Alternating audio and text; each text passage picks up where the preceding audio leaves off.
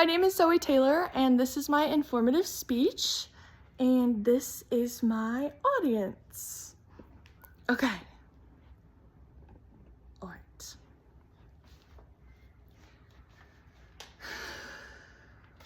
Okay.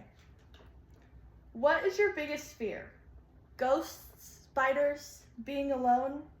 Could this fear have been learned? That is precisely what happened to little Albert when he underwent experimentation by the American psychologist John Watson. Since the start of high school, I've always been really intrigued by psychology. I took AP Psychology in high school along with forensic psychology in college. My fascination runs so deep that I almost pursued a degree in the field. This experiment is rather fascinating and one I always came back to, hence why we're here now. Psychology affects each and every one of us whether we realize it or not, and can be fascinating to explore. By the end of my presentation, you will all be informed about the Little Albert experiment and its ramifications on the world of psychology. In the next 5 minutes or so, we will discuss the inspiration and goals of the experiment itself along with its findings, and inconsistencies and ethical concerns associated with the experiment. Let's begin by discussing how this experiment came into fruition. John Watson is known as an American pioneer within the field of psychology, as he was one of the first to conduct experiments based on the human psyche and was the founder of behavioralism. Watson was heavily inspired by a famous psychologist at the time, Ivan Pavlov, who was famous for his classical conditioning experiment with his dogs. Watson was curious to see if this would work the same in humans. Much like Pavlov's experiments, Watson aimed to take a neutral stimulus, a white rat, and an unconditioned stimulus, a loud bang. Also a conditioned stimuli, the white rat, and turn it into a conditioned response of fear. Along with his graduate student, Rosalie Rayner, they set out to answer 3 questions which were highlighted in the experiment report himself, written by himself, Watson, conditioned emotional response. 1. Can we condition fear of an animal by presenting it and simultaneously striking a steel bar? 2.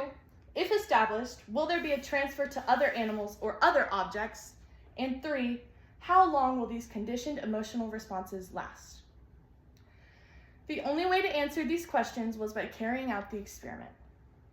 The steps were simple. Observe Albert with the rat and other objects before conditioning, during reinforcement sessions, and after conditioning over the course of 2.5 months.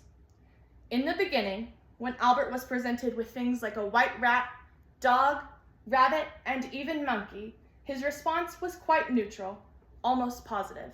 Look here. Here he's presented with a white rat, which he seems to be pretty curious about. He's not really touching it, but he is pretty interested in what's going on. Next came the actual conditioning, which was not filmed. Albert was only presented with the rat. When he would touch the rat, a loud metal bar was then struck, which scared the poor little boy, hence conditioning him to fear the rat.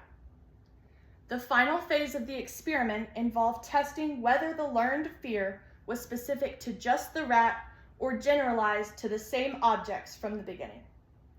The results showed that anything furry would invoke fear in the child, as shown here. This is the same rat after the conditioning was done, and Albert is clearly attempting to flee as he's crying. And in the next video, there is a larger rabbit, much darker fur, that Albert is reacting the same way to. He's crying, crawling away. He's clearly in distress as he's trying to crawl away. And that was the end of the experiment. Abrupt, right? Baby Albert was removed from the hospital right before the most important phase of the experiment.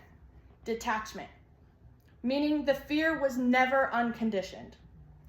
In an article by Robert Prytula, Gerald Oster, and Stephen Davis titled The Rat-Rabbit Problem, They point out the plethora of inconsistencies found in academic journals that report false circumstances of detachment and highlight the importance of reading original documents.